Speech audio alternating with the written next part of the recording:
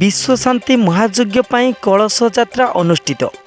सूचना अनुसार बालेश्वर जिला बस्ता ब्लॉक बाहारदा ग्राम पंचायत मेलक तलतापंडा दुईटी गाँव में ग्रामवासी सहयोग में सोमवार विश्वशांति महायज्ञ अनुष्ठित हो जाइए।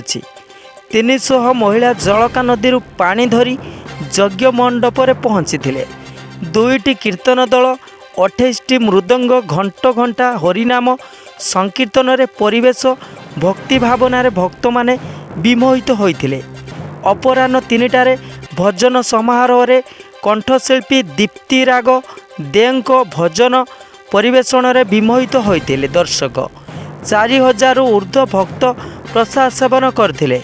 पंडित वीरेंद्र कुमार पंडा प्रवचन रे विमोहित होइथिले। दर्शक कमिटीर सभापति त्रिलोचन नायक, सेक्रेटरी रमेश राहुल, कोषाध्यक्ष हिरण्य कुमार विश्वाल समेत दुईटी ग्रामर ग्रामवासी सहयोग करथिले। सुशांत राउत, अश्विनी राउत, कमलाकांत राउत, बरेन्द्र साहू, क्षीरोद महांती, कौशिक पात्र, सुधाकर साहू, अमूल्य भई, उत्तम प्रधान और ग्रामर युवक माने कार्यक्रम को परिचालना करथिले। बालेश्वर जिलारू विजय कुमार भूया रिपोर्ट, गाँ न्यूज।